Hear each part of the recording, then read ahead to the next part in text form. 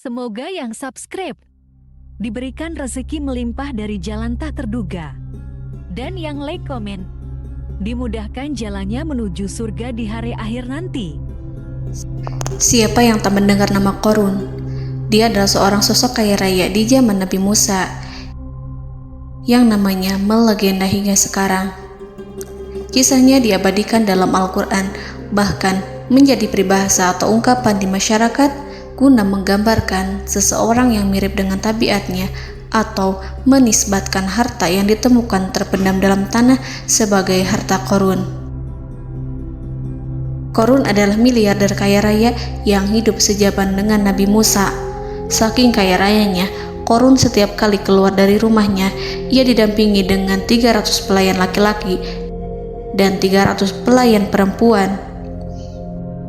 Qorun juga dikawal oleh 4.000 pengawal yang diiringi 4.000 binatang ternak ditambah 60 ekor unta yang khusus membawa kunci-kunci gudang penyimpanan harta kekayaannya itu. Itu dilakukan semata-mata sebagai bentuk kesombongan bahwa dialah manusia paling kaya, paling terhormat, dan memiliki pengikut setia. Ia merasa lebih mulia dibandingkan Nabi Musa alaihissalam. Orang-orang tentu saja akan penasaran seberapa banyak harta kekayaan Qorun jika pengawal dan pembawa kunci gudang kekayaannya sebanyak itu. Lalu berapa banyakkah harta yang dimiliki Qorun yang disimpan di dalam gudangnya tersebut? Sebelum saya melanjutkan, dimohon untuk menonton video ini sampai selesai supaya tidak ada kesalahpahaman dalam memahami isi cerita, serta mohon bantu channel ini semakin berkembang dengan cara tekan subscribe dan silakan tinggalkan like serta komen positifnya. Semoga dukungan pemirsa Risalah Kehidupan bernilai pahala dan menjadi wasilah dimudahkannya segala urusan pemirsa sekalian. Pemirsa Risalah Kehidupan, di zaman sekarang banyak orang yang mengistilahkan rezeki yang tak terduga dengan istilah harta Qorun. Lalu dari manakah sumber harta kekayaan Qorun yang sangat luar biasa itu? Serta di manakah Qorun dan hartanya ditenggelamkan? Siapakah Qorun dan bagaimana kisahnya dengan Nabi Musa? Qorun merupakan kaum Nabi Musa alaihissalam. Disebutkan oleh Ibnu Juraij, nama lengkap Qorun adalah Qorun ibnu Yashar, ibnu Qahis, ibnu Lawi, ibnu Yakub. Ia merupakan putra paman atau sepupu Nabi Musa alaihissalam. Pasalnya, Nabi Musa alaihissalam sendiri adalah putra Imran, sedangkan Imran adalah putra Qahis. Dengan kata lain, Qorun masih satu kakek dengan Nabi Musa alaihissalam, yakni kakek Qahis. Ia adalah umat Nabi Musa yang taat. Tidak hanya memiliki banyak harta, Qorun juga termasuk orang yang cerdas dan berilmu. Ia menguasai ilmu duniawi dan ilmu ukhrawi, dan tercatat bahwa Qorun adalah ahli di bidang kimia. Dirinya tercatat sebagai ahli kitab Taurat setelah Nabi Musa. Kepandaian Qorun dalam ilmu agama membuat dirinya sering disebut dengan ilmu nawir, atau orang yang memberi cahaya dan penerangan. Suaranya terkenal merdu dalam membaca kitab Taurat. Selain itu, Qorun juga lihai dalam berbisnis. Ia mengetahui trik investasi yang menguntungkan, serta jalur perdagangan internasional yang strategis di zamannya. Kekayaan Qorun begitu banyak, sebagaimana tercatat dalam surat Al-Qasas ayat 76. Sesungguhnya Qorun termasuk kaum Musa, tetapi dia berlaku aniaya terhadap mereka. Kami menganugerahkan kepadanya perbendaharaan harta yang kunci-kuncinya sungguh berat dipikul oleh sejumlah orang-orang yang kuat. Dalam riwayat Kaisamah disebutkan, kunci gudang kekayaan Qorun dibutuhkan 60 bigol atau sejenis kuda kecil. Ukuran kuncinya sebesar jari, bahannya terbuat dari kulit, dan setiap kunci digunakan untuk satu gudang. Maka keluarlah Qorun kepada kaumnya dalam kemegahannya. Para ulama tafsir menjelaskan Korun keluar dengan mewah diiringi dengan 300 gadis berbaju merah dan 4.000 kendaraan kuda. Tak heran, iring-iringan Korun itu mengundang decak kagum mereka yang gandrung terhadap harta kekayaan. Sebagaimana yang terekam dalam ayat Al-Quran, moga-moga kiranya kita mempunyai seperti apa yang telah diberikan kepada Korun. Sesungguhnya ia benar-benar mempunyai keberuntungan yang besar. Quran Surat Al-Qasas ayat 79. Namun tak sedikit kaumnya yang mengingatkan. Ingatlah ketika kaumnya berkata kepadanya, janganlah engkau terlalu bangga, sesungguhnya Allah tidak menyukai orang-orang yang terlalu membanggakan diri atau farihin. Ulama menafsirkan istilah farihin di sana juga berarti takabur, zolim, berbuat kerusakan, arogan, dan tak mau bersyukur terhadap nikmat. Korun dikisahkan memiliki ribuan kuda yang berisikan emas dan perak. Bila keluar rumah, Korun selalu berpakaian mewah dan dikawal 600 pelayan dan diiringi 4.000 ekor kuda serta 60 ekor unta yang membawa kunci-kunci gudang kekayaannya. Namun, sayangnya Korun kemudian membangkang pada Nabi Musa dan menjadi pengikut setia Fir'aun. Mengenai dari mana asal-usul kekayaan Korun, ada beberapa riwayat yang memberitahukan tentang asal-usul kekayaan Korun. Sumber pertama menyebutkan bahwa jauh sebelum memiliki kekayaan, Korun hanyalah seorang lelaki miskin yang tidak mampu menafkahi keluarganya. Anaknya sangat banyak. Lalu suatu ketika Korun datang kepada Nabi Musa. Ia meminta Nabi Musa alaihi salam untuk mendoakannya agar Allah memberikan harta benda yang banyak. Korun juga meminta Nabi Musa mengajarinya ilmu kimia dan ilmu-ilmu kehidupan lainnya. Korun dikenal sebagai orang yang soleh dan mengikuti ajaran Ibrahim dengan baik, sehingga tanpa pikir panjang, Nabi Musa alaihi salam menyetujui permintaannya. Allah Subhanahu wa Ta'ala mengabulkan doa Nabi Musa. Korun diberikan kecerdasan luar biasa dan menguasai ilmu yang telah diajarkan kepadanya.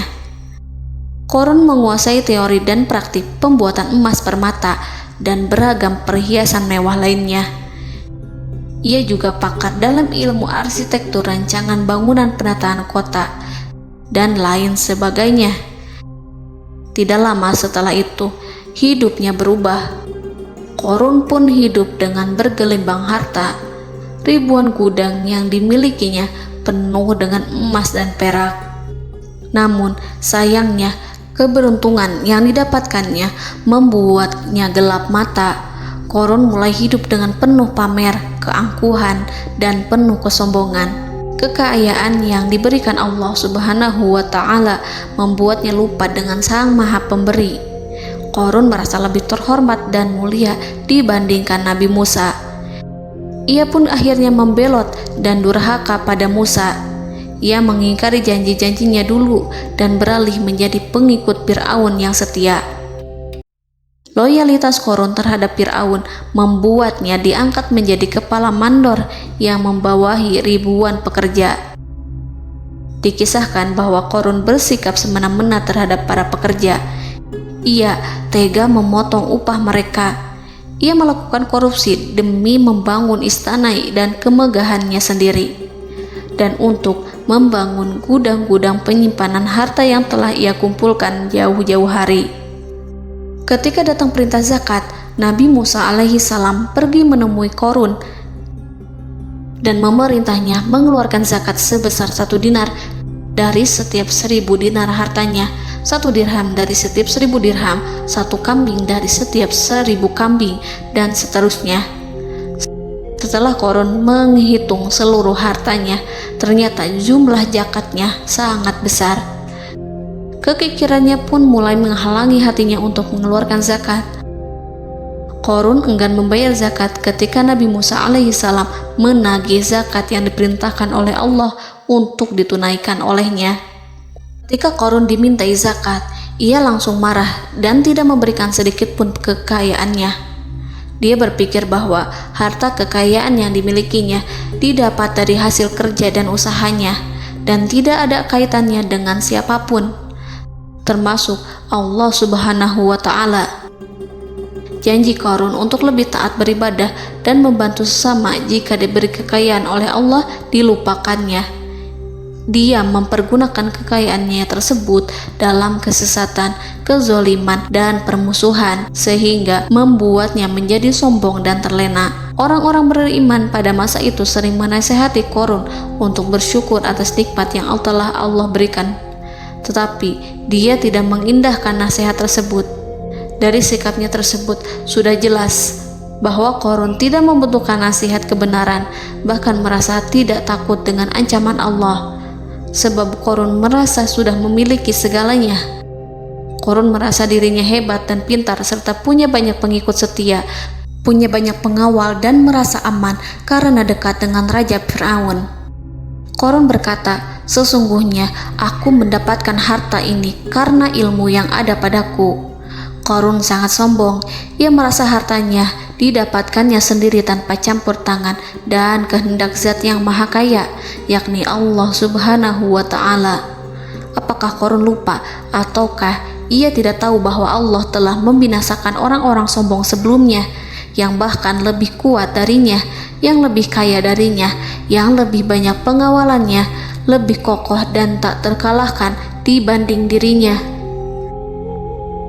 Karena terdorong sifat kikir dan angkuh, maka Qarun membuat rencana untuk melakukan tipu daya agar dia terlepas dari kewajiban membayar zakat.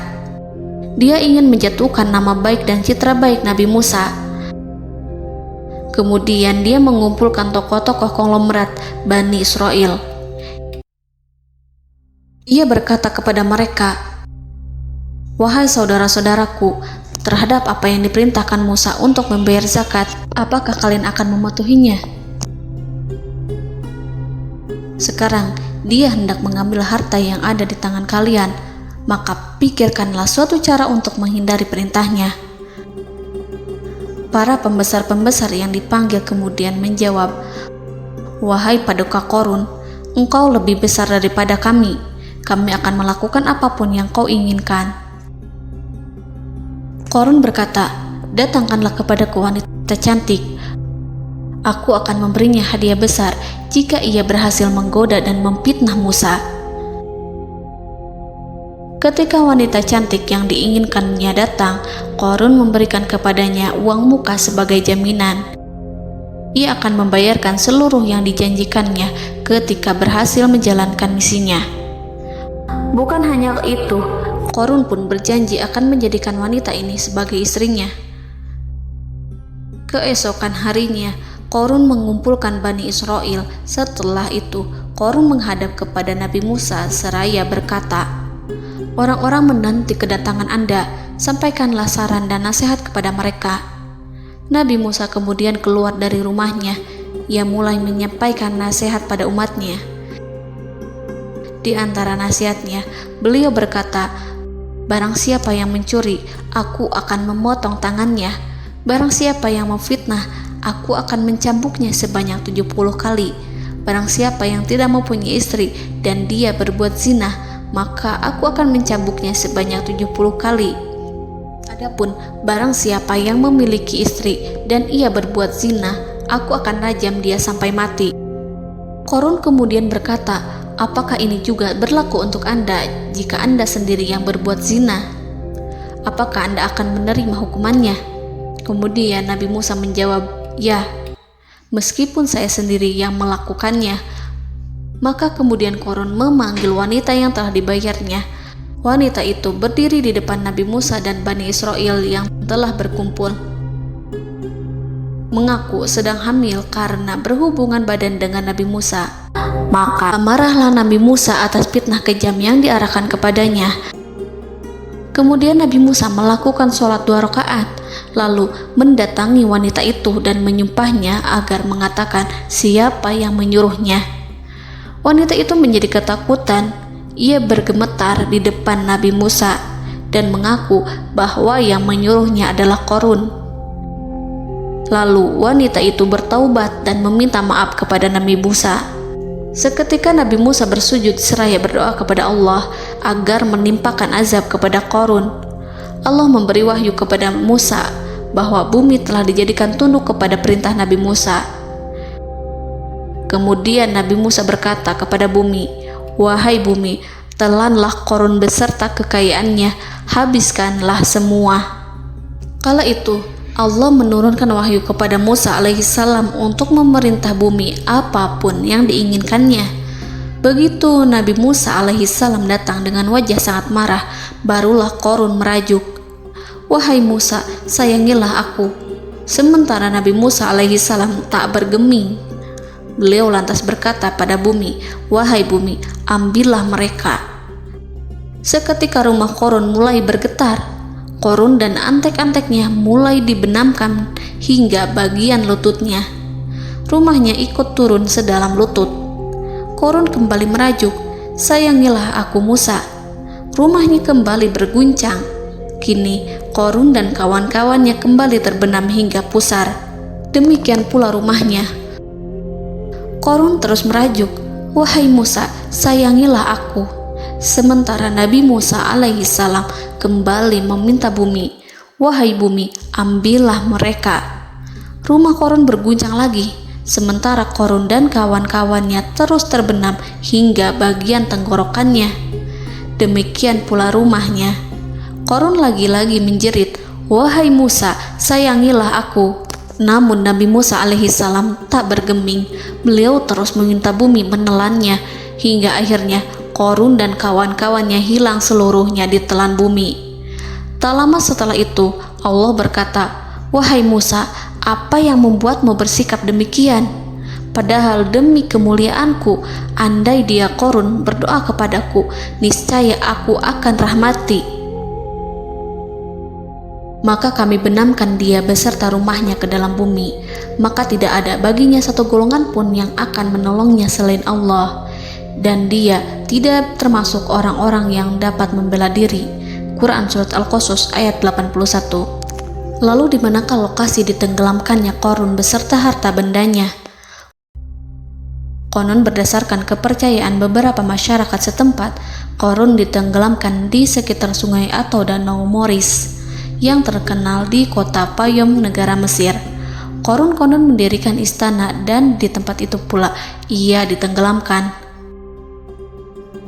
Dahulu, Qarun berkeinginan membangun sebuah istana, namun tidak diizinkan oleh Fir'aun jika istana itu dibangun di samping istana Fir'aun. Terlebih, Qarun juga tidak ingin membangun istana di tengah pemukiman Bani Israel yang terletak di tanah Jasan. Fir'aun pun memberikan tanah di wilayah Fayom. Kemudian di tepi sungai Payom inilah Qarun membangun istananya yang megah, dan di dalamnya ia membangun Al-Khunuj, gudang penyimpanan harta berisi emas dan perak. Salah satu bukti arkeologis yang dapat dijumpai di lokasi tersebut adalah runtuhan bangunan yang diduga sebagai tempat tinggal Qarun yang berjarak sekitar 2 km dari Danau Qarun. Menurut beberapa sumber, bangunan yang masih berdiri kokoh tersebut adalah benteng yang dibangun oleh Qarun. Namun ada juga yang mengatakan bahwa bangunan tersebut adalah tempat tinggalnya. Wallahu a'lam. Semoga kita semua dijadikan orang yang Allah mampukan menjadi orang kaya namun tidak seperti Qarun,